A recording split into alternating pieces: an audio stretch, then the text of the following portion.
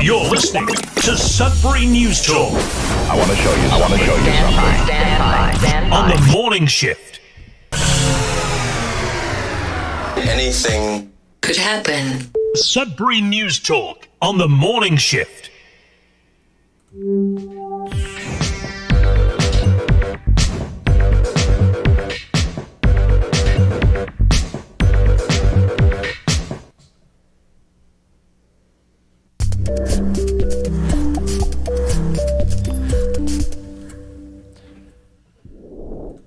All right, good morning. Welcome to Sudbury News Talk on the morning shift. I'm AJ Walsh, and I'm glad to be here with you, and I'm thankful that you're here with us. We're going to have a great show today.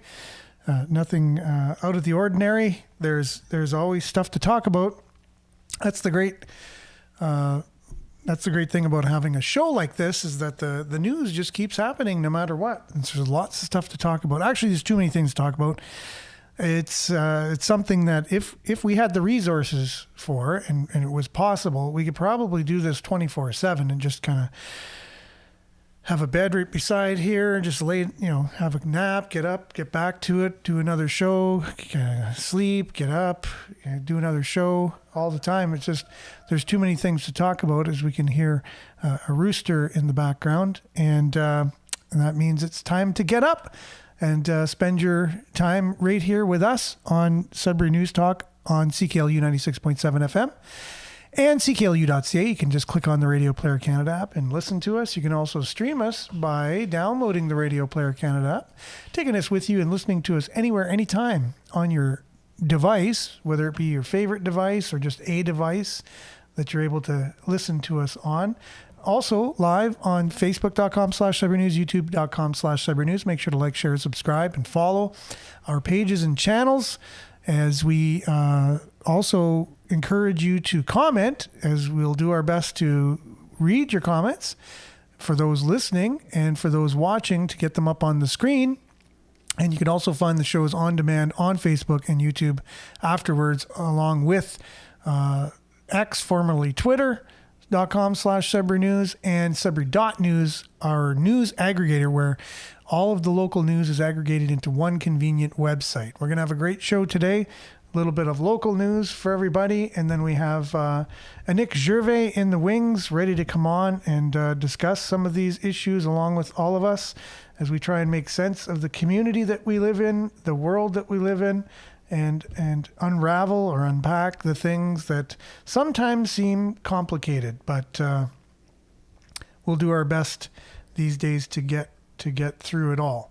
So we'll be back with a little bit of weather and sports update on the Sudbury 5. They'll be playing tonight here in Sudbury as Game 2 goes ahead with their semifinals.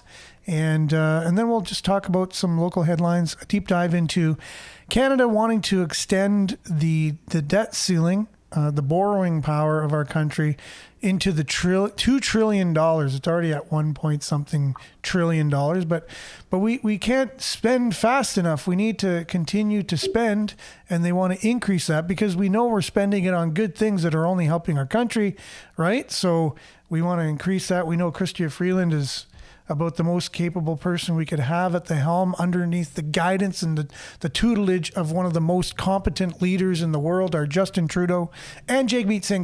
They're kind of one person these days, so they're both as competent as can be, and we can see how their policies and everything are doing us so well as our spending power has increased since they've come into power, and food prices are about as low as they've ever been, and gas prices are low, and we have a great standard of living, and our cities are thriving, and everybody's as happy as can be these days, right? So they need more money to give us more of that, and so we can see how their world that they've had in store for us is only going to get better from here, right?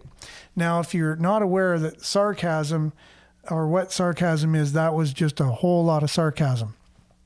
But anyways, we'll be back with some weather, news updates, local news updates, and then a deep dive into what I was just talking about, but probably not the sarcastic side of things. We'll be back right after this. It'll work. I know it. You just have to keep clicking on it 100 times. There you go.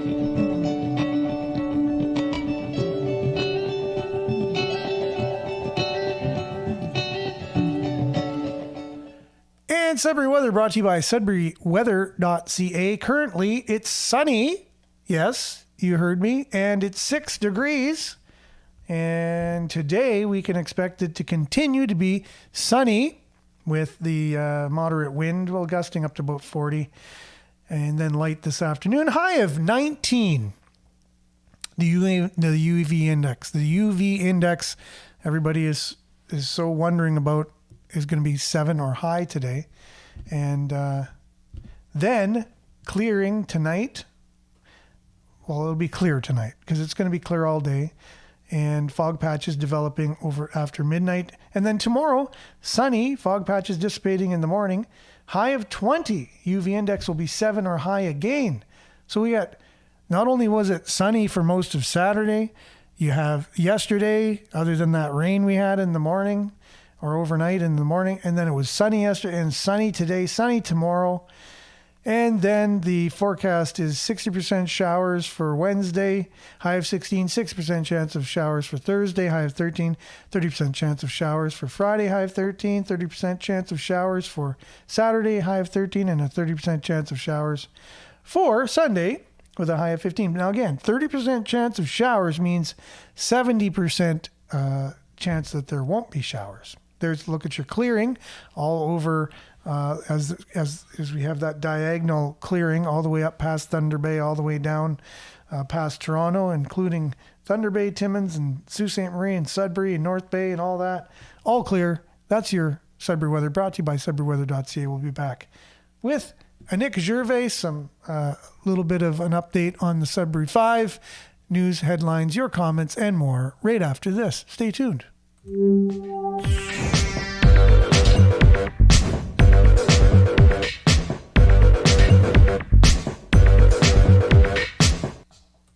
Okay, and we're back. We have a Nick joining us. We'll just have to get her mic all on here because I had it muted just because. And Nick, good morning. How are you doing today? Good morning. Good morning. It's really nice to see that sunshine. Oh, there's still a lag. It's so weird. Yeah, you're not using your mic anymore. You're just using your computer. And mic? I rebooted my computer. So you don't have like a mic like myself that you're using these days. You're just kind of using your computer mic. No, this is my mic right here. You just can't see it because I'm wearing black. Wow. So there is a lag, and we'll just have to work with that. We'll just have to work with it. That's all we can do. That's all we always do. Is work with what we got. I will go on safari. I'll come back.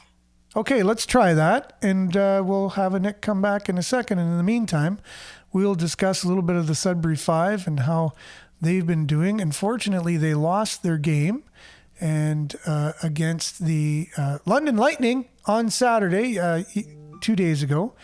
And they're going to be back at it here tonight in Sudbury against the same London Lightning. And we're hoping for a better result. Now, unfortunately, yeah, it was a close enough game, but yeah. Now it's a best out of 5, right? So if they lose tonight, it's only one more win the London Lightning have to get, and then they are out, and the London Lightning are off to the finals. But let's hope that they can win tonight. And with your help, if you get out and support them, get your tickets at greatersudbury.ca/tickets or visit the5.ca and find out how you can get down there and support your Sudbury Wolves and all of that jazz. So, okay, so let's see here. A little bit of news headlines to start us off from our local outlet, Sudbury.com. This comes right on the heels of checking it out on Sudbury.news. Let's just see here. So you got Sudbury Alerts planning emergency testing on May the 10th. If you receive an emergency notification on your phone at 10 a.m. on Friday, May the 10th, it's very likely only a test. The Greater City of Sudbury is testing alerts emergency notification system part of Emergency Preparedness Week, which is this week. All homes and businesses with publicly listed phone numbers will receive a test notification on their phone. Those who have signed up to receive emergency notifications via text, email, tele-typewriter, or is that a thing? Tele-typewriter or mobile number through the city's website will also receive a test notification. The test notification on May 10th will appear as 705-805-9360. Text notification will arrive from 89362 or 89364. The city is saying, it's a good idea to include the number in your phone's contacts and name it Sudbury Alerts so you always know when an emergency alert call is coming in. They said in a media release. The city also asked people to follow instructions carefully and to not phone 311 or 911.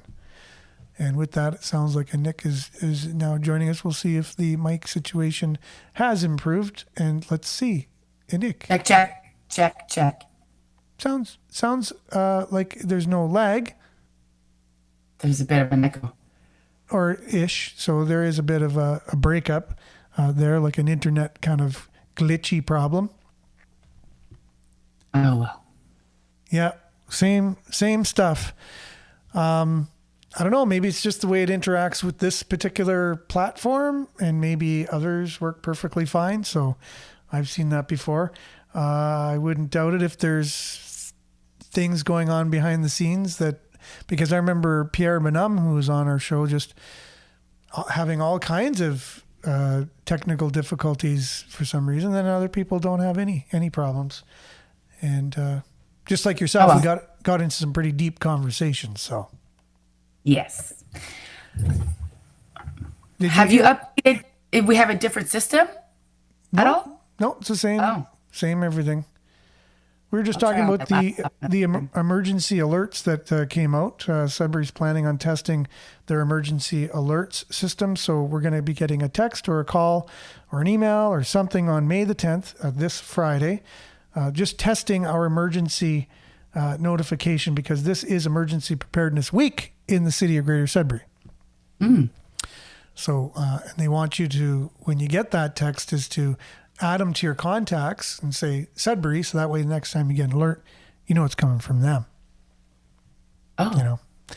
This is on the heels of the wellness checks that the Canadian military were doing, and I think they're in association with the OPP down in Goderich and in North Bay over the weekend. So the Canadian military was going around doing wellness checks, just in case there is some kind of emergency as well, and they have to know how to go door to door and check on people. So they had to test that out. You know what I mean? They went door to door? Yeah, apparently doing wellness checks. Yeah. Wow. Yeah. So many times I've seen these, emergency testing and nothing has happened. So I'm just hoping that that's what is going on. Yeah. Or a lot of emergencies have happened. I remember the bombing in London happened on a day where they were doing an exercise. So they're actually already there, ready to go, doing an exercise. Like, we had our wellness checks on the weekend. We're going to have this it's like this Friday, an actual emergency happening, and everyone's thinking it's just a test because they've heard there was a test on Friday, and meanwhile there's a huge emergency going on in Sudbury, and no one was really, like, they would be very confused because they're like, no, it's a test. And it's like, no, it's actually real. So if we're to attack Sudbury, May 10th would be a great day to do it. Okay. I don't know. Right? Yeah. If someone was planning on it. Yeah. If you were planning, if you were a terrorist. If you were a terrorist planner. That's right. Yeah. Yeah. That would be your. Not that we want to give any terrorist planners any ideas, It's kind of like in Meet the Parents where Ben Stiller says bomb on a plane, you know what I mean? And the guy says, you're not supposed to say bomb on a plane. He said, I don't have a bomb, but you're not supposed to say bomb on a plane. Yeah. kind of idea. So it's the same idea. And Marianne's joining us from sunny Barrie, and sunny here as well, and liked and shared as usual. And Judy, good morning. Monique, good morning. Sudbury with a smiley emoji. Blessings from Espanola from Denise. And Belinda says, good morning. 2 things define you: your patience when you have nothing, and your attitude when you have everything. Ooh, that is very deep. 2 things define you: your patience when you have nothing, and your attitude when you have everything. I've often thought about that. A lot of people are humble when they have nothing or they're in crisis or whatever. But when everything's going good and whatever, are you still as humble and still as, present and, or does it kind of fog your vision a little bit? So I like that. 2 things define you: your patience when you have nothing, and your attitude when you have everything. Pat says, good morning. Good sunny morning, everyone. Maurice, good morning with a smiley emoji. And Belinda says, good morning, specifically to Nick. Vin, morning. And David, good morning. Take care. Stay safe. Same to you, David. And Denise, look at the stores. Canadians are now consumer junkies. We will go to the store once a week for food. Now we're at the store every single day, sometimes 3 to 4 times a day. Special point cards are an addiction, I noticed, for shoppers, as well as they'll even ask strangers if they could get your points. You know what? I've been one of those people, like you're behind someone in the line and they're like, do you have a PC points card or whatever? And they go, no. And you're like, oh, do you mind if you use my card, kind of thing? I always thought that in my head, but I don't never do that. I thought, oh, it'd be nice if they can just keep my card on the thing there, and everyone who doesn't have a card just keep tapping my card, kind of thing, for people going through the line. If you were able to do that. Yeah, that'd be neat. But anyways, that'd be so I'm kind of glorifying the thing that Denise is saying is a problem in our society at the same time. But yeah, no, it's true. It's definitely affected our society. Good morning from Quebec. Sheila is joining us from the great province of Quebec. Bon matin. And Belinda says, if the Liberals are not bankrupting our country, they are adamant on pushing Canadians into addiction. Deep State Playbook. Vin, it's funny to hear Trudeau bragging about mass-produced housing as innovative. Trailer parks aren't an innovation. They're a result of a poor economy. Oh, that's an interesting point. Yes. Innovation, trailer parks. Good morning, Brian. Good morning, Sudbury campers. Just paid my taxes. The roads should be fixed any day now. That's hilarious, Monique. Good I day, just came back people. from New York State. I went to Palmyra, and Aaron, the roads were so beautiful. I know. And it made the city so gorgeous. Like, what a great experience is like driving on really nice roads. And then because the roads were really nice, I'm not really sure if that's why, everyone really took care of their yard. Okay, But like, yeah. if you have like potholes and the roads are disgusting, no, the city's not taking care of the city. So why would the individuals take care of their own Kind of area? thing. It Yeah. starts from the top, and it's just so sad to come in Sudbury, and it's disgusting. The roads are disgusting. Mm-hmm. That's your Then about roads. about roads. Wow, the potholes, they haven't been able to really do anything about the potholes because we've had heavy rain after every single time they've gone out to fill in potholes, and they just pulverized the new whatever. Can't refer to weather as diagonal, Aaron. They'll infiltrate you with diagolon. Yeah, this whole diagolon thing is so dumb. It's I like have no idea what you guys are talking about. diagolon. So Justin Trudeau is accusing Pierre Poilievre of joining up with white nationalists and whatever in this organization called Diagolon. And instead of answering questions in question period, he goes, yeah, but won't the official opposition answer questions of why he won't denounce people like Alex Jones or Diagolon and all this stuff? And what? If Hitler wants to come and endorse somebody, it's up to Hitler to endorse them. Who cares? It doesn't matter. Like Justin Trudeau is just the same. Like he endorses Hamas by not denouncing them and taking pictures with pro-Palestine protesters and whatever. And again, we don't want to get into the weeds with that. There's issues on both sides of that, but at the same time, they are an actual terrorist organization by, on the list. And he won't denounce them. Alex Jones isn't a terrorist organization. Diagolon doesn't even really exist. It's like one guy with a podcast that's got this reputation for some strange reason. But they keep just spewing lies. Have you noticed ever that a politician lies? Have you ever noticed or caught a politician lying? That's a hard one. It's hard to think of an example. We had to try really, really hard today to find an example of that. But later we'll show you one very kind of, it's so rare of a thing, but we do have it on camera that they've actually lied. I know a lot of people are surprised that a politician has actually lied, but unfortunately. Lie? Yeah, they lied. I don't know exactly why, but it's a very rare occurrence. But why would they lie to us? I don't know. It's like, it's like all the news should be talking about it today. I'm sure about it. I'm sure they're all going to be all over this particular person for lying. And we'll have a little example of that a little bit later. I'm looking forward to that. Yes. Okay, so love the positivity for sure. We love positivity as well. LOL. Belinda, what? No military. So what? No military going door to door for a wellness check here in Sudbury? No, it's just a 911 exercise on our phone. So that's what we have here. They have military in Goderich and North Bay. So that's the way it goes.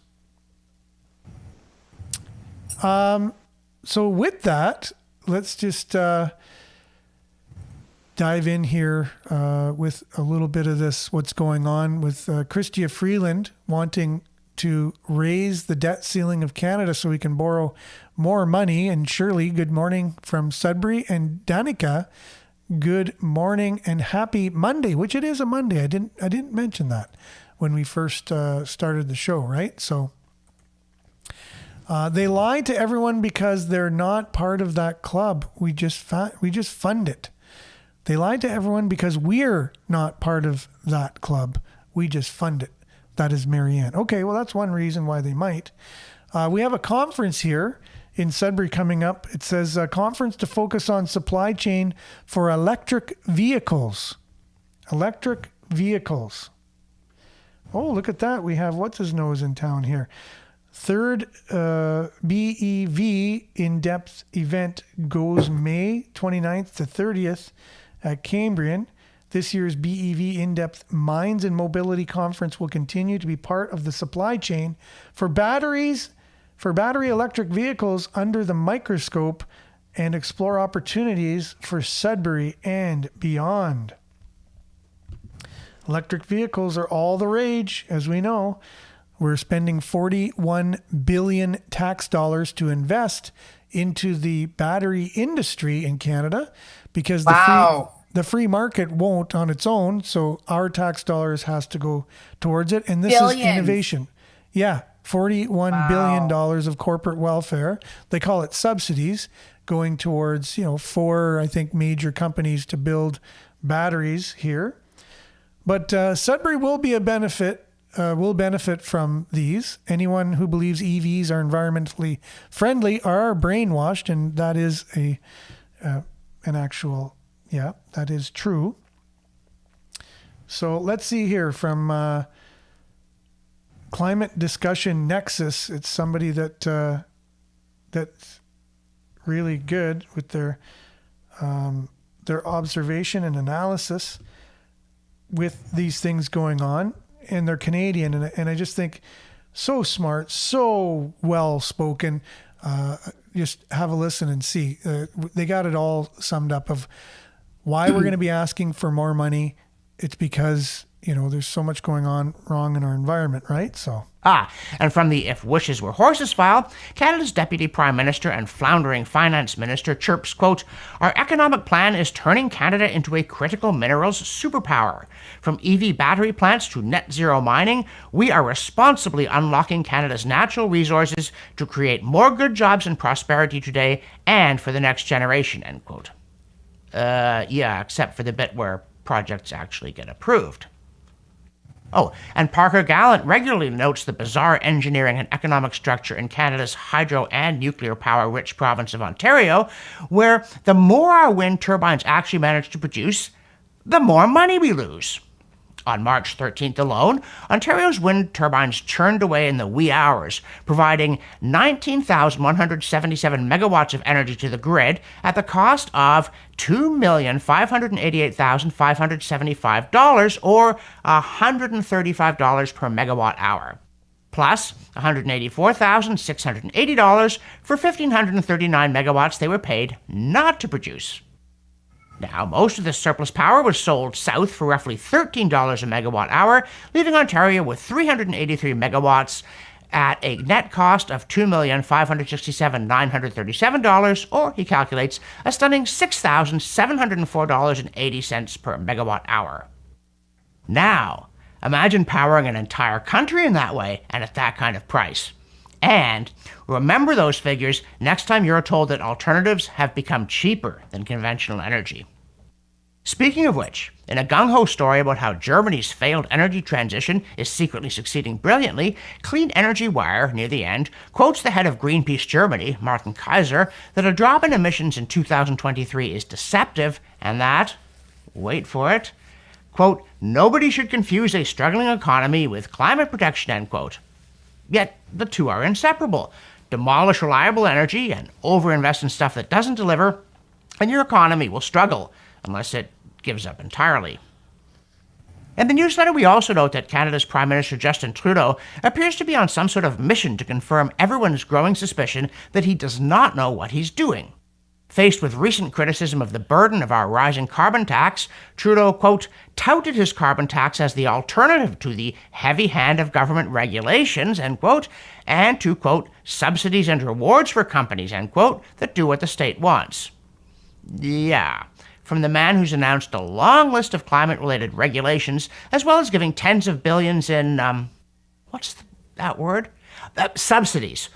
Yeah, so you see how that's just that's just going to totally fail in a big way. We're the only ones, taxpayers are, the only ones that are contributing to this industry, basically. So now we're running out of money in Canada in order to have this brilliant plan for our economy, to boost the economy, to invest in our future and all these things because we're so innovative. And you just showed how it's not even working. Like, so we're paying people to not do what they're doing, so it's cheaper for them to do it, but we're going to pay them more to not do it. And then we're going to invest billions and trillions of dollars in this innovative system that we don't really need when children and parents can't afford groceries. Yeah, no, that's what you just said. So you can't mix up climate policies with a failing economy is what Germany is saying. And then right away, this very well-spoken, well-educated scientist from Climate Discussion Nexus Canada is basically saying, like it takes money for these policies, right? Obviously, because there'd be no reason for the climate or carbon tax if it didn't take money to do these things. You wouldn't need to tax people in order to pay for things, but that's not going to pay for all of their wish list of things that they have. We're going to need to borrow more and more money in order to pay for this really great, innovative, excellent thing that's going to create jobs and boost our economy. We need to go way further in debt in terms of another $1 trillion. Do you know how much $1 trillion is, Nick? I don't. 1,000 billion. Wow. And then we just found out how many millions is a billion. Yeah. So a billion is 1,000 million, right? But $1 trillion is 1,000 billion. It's almost like when you start thinking of how big the sun is compared to the earth, or you start thinking of how many galaxies are out there, how many stars are suns, and your brain just starts melting. It's one of those things. Then when we are all starving and everyone's starving and we're like, you know what? The world is going to work together and we're going to eliminate this whole debt and we're going to start fresh and we're going to have like this new world. People are going to be like, yes, yes. Well, of course, because there's no way to pay your way out of it. Like, there's no way. The writing will be on the wall. They'll say there's no way possible that. And good morning, Liette. Thanks for being with us. Yeah, there's no way we're going to be able to pay our way out of it, and so we have to have this new system in order to. And don't worry. Reset. So yeah, exactly. Kind of a reset. It's all. Yeah, it looks like it's all being done on purpose because it doesn't make any sense fiscally. Otherwise. Yeah, like I'm doing my master's right now, and all the things that we're taking in there, and learning about the economy and economists, and how the economy is set up, and how you make a vibrant one. We're doing all the opposite things to that. So here's Alberta News and Views discussing the whole thing going into this extra trillion they're asking. And welcome for. to Alberta News and Views. This is going to blow your mind. Miss Twitchy, Finance Minister Chrystia Freeland is proposing that the national borrowing limit be increased for the second time in 3 years, this time to a record $2.1 trillion. This spending, we already know, has dire consequences, but this spending, it's to me, it's a bailout. That's the only explanation is Canada is in absolute crisis mode. Productivity is in free fall. It doesn't pay to work anymore. This is bailout material. Ms. Freeland is proposing Ottawa's debt limit be increased by 16% from $1.83 trillion to $2.13 trillion, according to a document tabled in the House of Commons April 30th, which was first obtained by the great Blacklocked reporter. Quote, I call upon my parliamentary colleagues to pass this as soon as possible, said Ms. Freeland in the document, which did not include an explanation for the need to increase the limit under the Borrowing Authority Act. How typical of this Liberal government. Here's a little snippet of the podcast, I believe, from the Blacklocks reporter. Here we go. On your site, I think it was yesterday, that I was so floored by that. It didn't get a lot of attention. But it's a figure, a money figure that is, I think, startling, if not shocking. It's Chrystia Freeland hiking the national debt for the second time in 3 years. And people might say, well, who cares? But it's now up to $2.1 trillion. She's increased it. Figure? I mean, why should I care, Tom, that she's increased it by 16%? Well, national debt ceiling is borrowing authority. That means Cabinet can do whatever it wants and doesn't have to go back to Parliament to raise it again. It's an astonishing figure because it's double what the ceiling was just 3 years ago. And it's almost equivalent to the entire economic production of Canada in that 1 year. Part. $2.1 trillion. And you know what was interesting? This is buried in page 638 of a 650 Notice of Ways and Means motion table in the House of Commons. It's a staggering figure, and there's no explanation. Alex, I don't say this to, I'm not trying to be witty or say this for the sake of effect. Federal finances are berserk. They are simply mind-numbing. It's mindless. The spending won't stop. They don't even pretend anymore.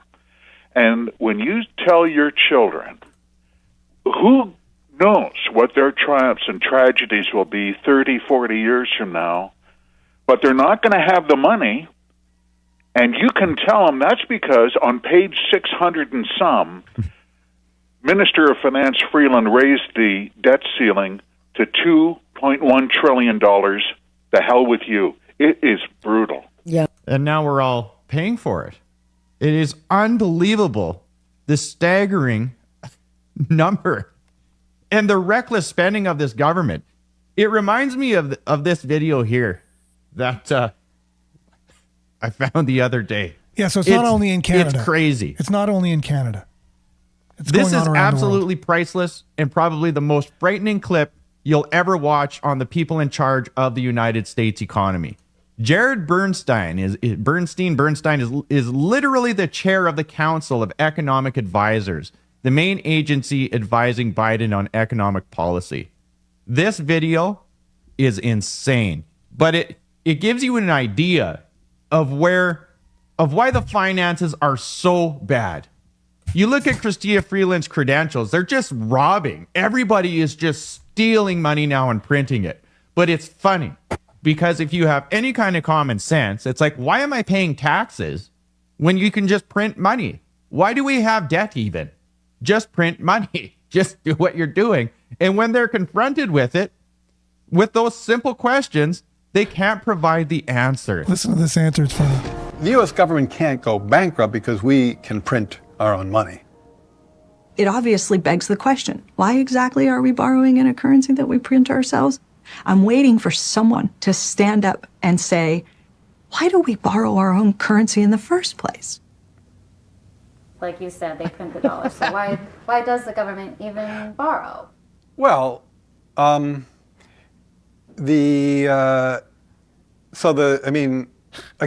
some of this stuff gets, some of the language that some of the language and concepts are just confusing. I mean, the government definitely prints money, and it definitely lends that money, which is why the government definitely prints money, and then it lends that money by selling bonds. Is that what they do? This is an expert who sell advises bonds. Joe Yeah, Biden. they sell bonds, right? Since they sell bonds and people buy the bonds and lend them the money.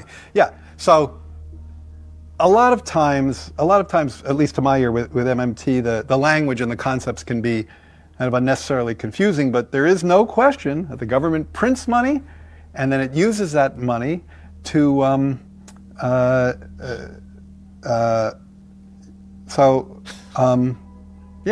guess I can't really talk. I don't get it. I don't know what they're talking about. Because it's like the government clearly prints money. It does it all the time, and it clearly borrows. Otherwise, we wouldn't be having this debt and deficit conversation. So I don't think there's anything confusing there.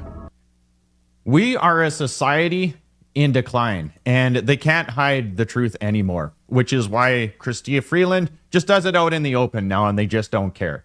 Print hundreds and hundreds of billions of dollars in more debt, and then they expect the middle class and the common people to just play the game. That's all this is now, and it's ridiculous. Elections have consequences, and we got to get serious about democracy, freedom, liberty, all those things. We have. Yeah, I think I'm with them on that one. There's something got to be done, but is there anything that can be done at this point, Nick? That's what I'd like to know. I don't think so, Aaron. I think we're just so far down. And unfortunately, I think we can elect the locals, but I don't think anything else is elected. I think you're chosen. Yeah. And this is kind of crazy that literally the expert who advises Joe Biden or is exactly. part of that has no idea what he's talking about. Like, did you hear his answers? That was hilarious. He started saying that it's confusing, and then in the end said, "Well, I don't know what's so confusing about it." He says, "I don't even understand it." He goes, "I don't even understand it," and he goes, "But it's not confusing." It's like, what? So these are the people in power making decisions. Yeah, exactly. And then people are like. But then people will tell me, like, oh, it's just because people are stupid, Nick, and that's why we are in the place we are. And I'm like, well, maybe we're hiring those people because they're stupid. I don't know. I just know, like I said, it's either incompetence or stupidity, if you want to include that word instead, or it's on purpose. Like it's actually, like I was saying with Billy the other day. It's both. Maybe. I mean, they hire incompetent people. Yeah, but maybe they're not incompetent if it's on purpose, because it means they're doing their job very well, because it's on purpose. If you hire somebody to tank an economy and they do it, it means they're they're not incompetent. They actually did what they were supposed to do. Like you asked them to tank an economy, and they did it. Yes, Karen, you did miss the local news coverage. We do have an electric battery conference coming here in town this month. Again, the third installment. That's what got us off on this particular conversation about the debt that our country is going into for batteries, basically. Sudbury will benefit with all this government money given out, your tax dollars, and the mining that comes from mining for the materials that are going into the batteries. We also talked about the emergency test that we're going to have on Friday, 311. They're going to send you a text or a call as an exercise. This is Emergency Preparedness Week here in Sudbury. We talked about that. We talked about the Sudbury 5. So yes, and now we're discussing the things behind what this conference that's going to be at Cambrian College is all about, right? And now we have a clip from Guilbeault, who's the Minister of Environment, and he's an activist. He's an environmental activist who was arrested more than one time for his actions in his activism, but now he's making all the decisions for Canadian environment. And they were found to be fudging the numbers of how good they were doing with their climate policies, and they were doubling everything. They were saying, so let's say the emissions, they were double dipping. They were including figures twice. So instead of a 12% increase, it was a 24% increase. Instead of 50% this, it was, 100%. I don't know. They were doubling it. So here's the questions from the reporter asking him that very question here about the numbers and what he thinks about that. And let's just see if he's going to be truthful, right? Because mostly politicians are truthful. Found that your department isn't adequately tracking whether your programs are working. I missed the beginning of the question. The commissioner says that your department isn't adequately tracking whether your environmental programs are working, you're doing incomplete data collection, and that you have an insufficient measurement framework. What do you say to that? Which is true. We're working, the emissions reduction report that we presented in 2022 was the most detailed and transparent exercise like this in the history of Canada. We provided an update. We're increasing as I was talking about methane and methodology. We're investing to ensure that we have the best-in-class measurement for methane. So I think we can always do better, and we are in fact doing better. Vraiment désolé, je dois aller. The federal government given up on carbon capture and storage. There's a company that's just shelved its plans. There's the Pathways Alliance. It's having trouble getting a reaction from you. Are you giving up on that path? So first, if you read the National Inventory Report, you'll show that carbon capture and storage has contributed. So what do you think so what happened is I tried clicking on the thing on my switcher that actually brings in our template of stuff, and it just erased it. So right. It's like, okay, great. So technical difficulties. And now you have the sun coming in with the aura over your head, right? So yes, trying to remove it. Oh. Yeah, you might have to get a curtain or something. Yeah. So Guilbeault, what did you think of his answer there? So he was being asked about why they're fudging the numbers. Do you think he answered that question? He said that they have the best. They were very transparent. Yeah, very transparent, even though they doubled everything and lied about everything, and it's found that that's what they did on the report. So, like, who found that report? Where's that report? Well, it's the report they have to give on how we're doing with our climate policies and how it's working, right? So they basically were found to be double dipping. They're including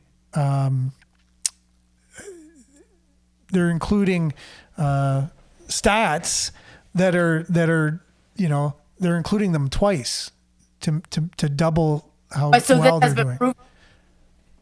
What's that? This has been proven that this is what they've been doing? Oh, yeah. They admitted it. Yeah. The people that put the report together. So that's why he's being questioned. Yeah. The people who put the report together. But Guilbeault is the head. He's the environment minister. So he's being questioned about that right now. So your report, but he says, no, it's the most transparent report ever in history. There's never been, historically, never a more transparent, better report than that. Right? That's all he said. So they're not accountable to us or anybody. So he lied. He's lying. And we heard another politician from the United States that is the advisor for Joe Biden on economic issues asked, why do we borrow when we can actually print money ourselves anyways? Why don't we just print ourselves out of debt kind of thing, right? Really hard for me to comprehend that these individuals would lie when they're here to help us, Aaron. They're here to help us. Like, I don't know why. The government only is here to help. They're just very virtuous. And yeah, that's true too. That's why I don't understand They're very virtuous people who are only there for our best interest. And here we find them lying. Like, I don't know why they have to lie if they're just doing everything above board and all for our benefit. You know, it's just one of those things. It's hard to comprehend, if you ask me.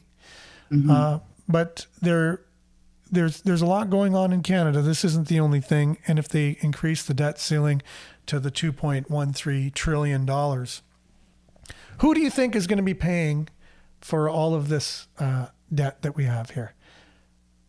Let me think here.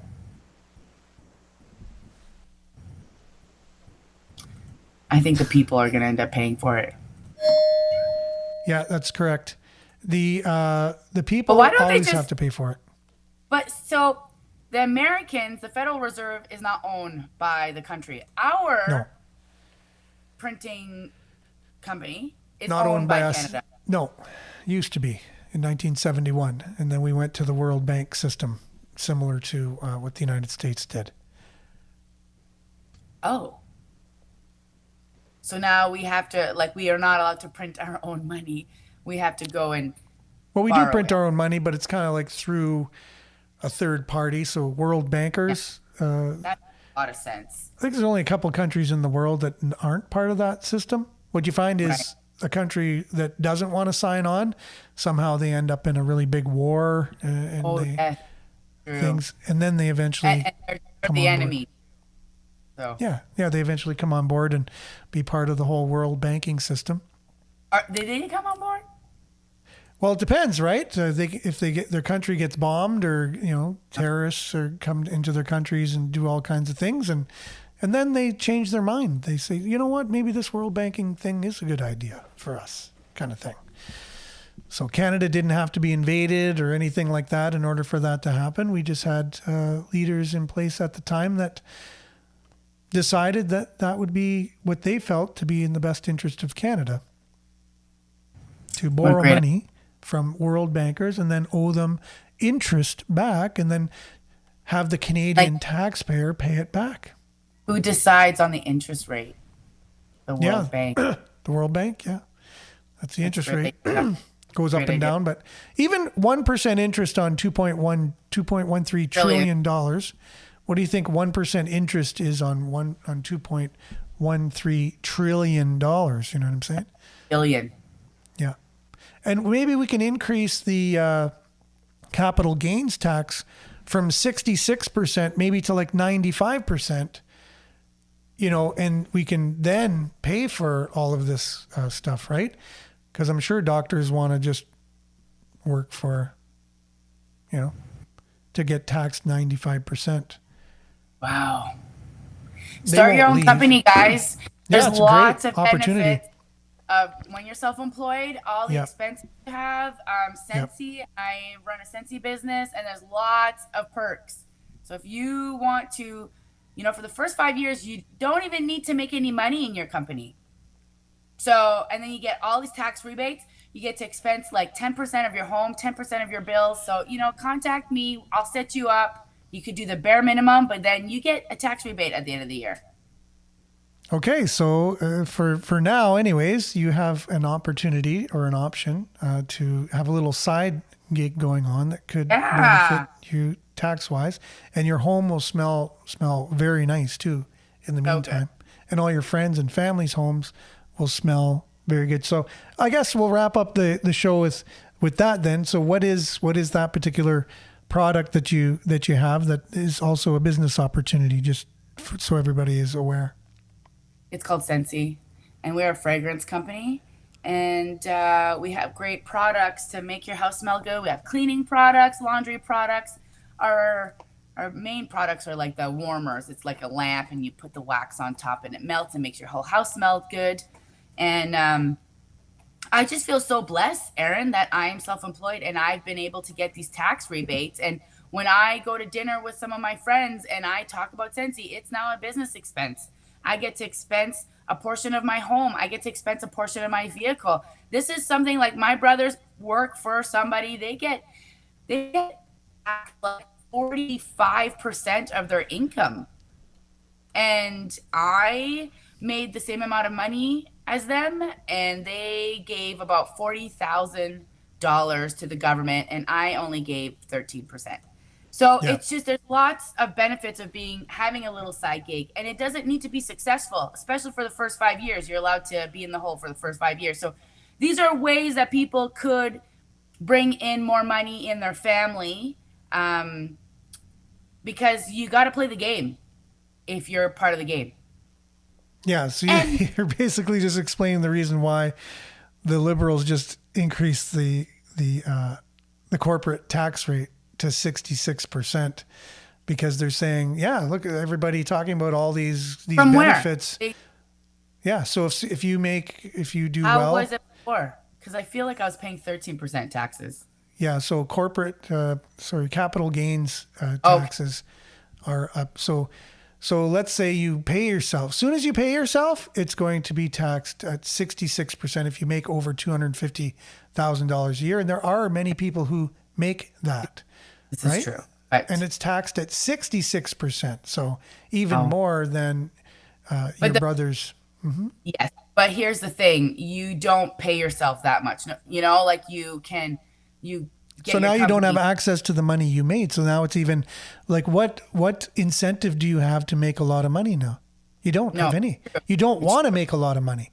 So how does that help an economy at all? I know. This is the problem. Zero. But in the middle class, when you join Sensi, you're probably not going to make $250,000 in your first year.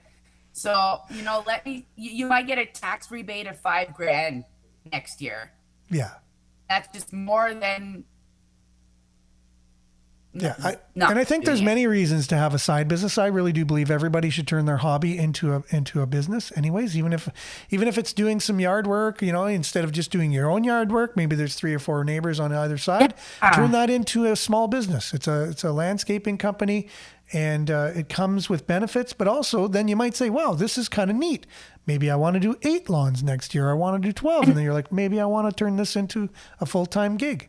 And this is the thing. You don't even need a business license to do this. You could do it all under your name. It's not complicated. They make it seem very complicated, but literally if you do 3 other yards, you now get to expense the gas. You get to expense things that you don't get to expense.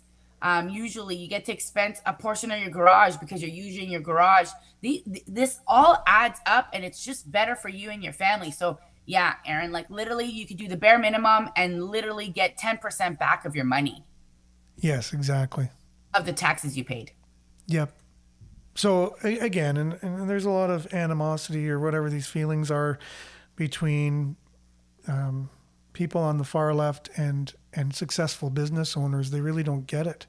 They're like, you shouldn't be that successful. You shouldn't be making all that money when other people don't have that much money, and they don't realize. No, but you're sitting on your couch doing nothing. Like, why? The work that goes into that. Bad about you. Exactly. When people go out there and they hustle. Like my job is not to feed everybody's mouth. My job is to take care of me and my family. And the way that we're looking, my daughter is not going to be able to buy a house. So if I don't get into the market, my daughter will not have those opportunities. So that's what we got to do. But these left people are just like okay with making $800 a month. I'm not okay making $800 a month. You can't survive on that.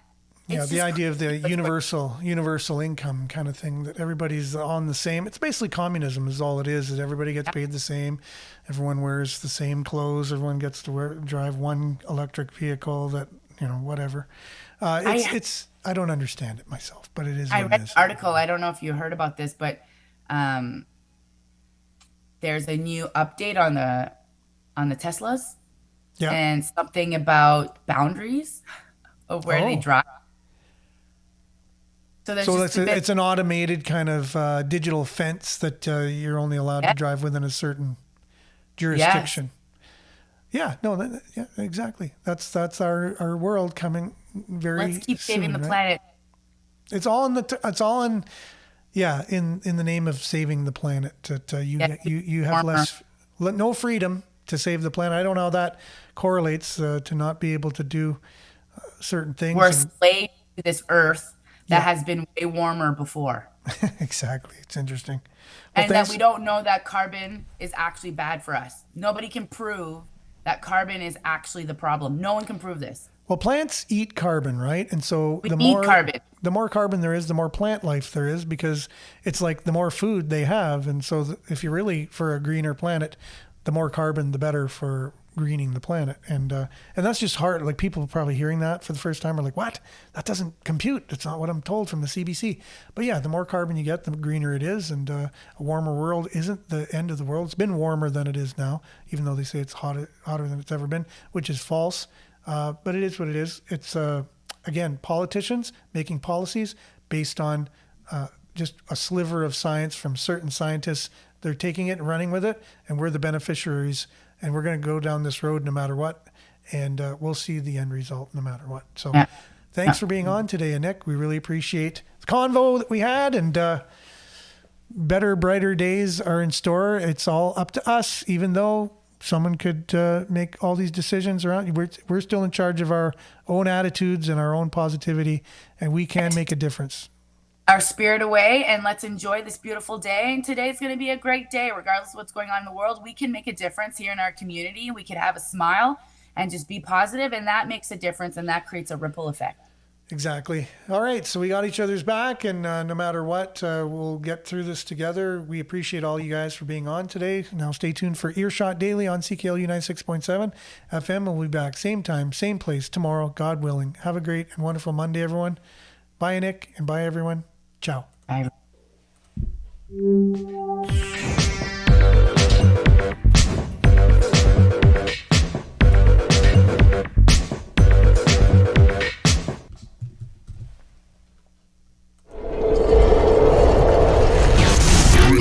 This is Sudbury News Talk on the morning shift.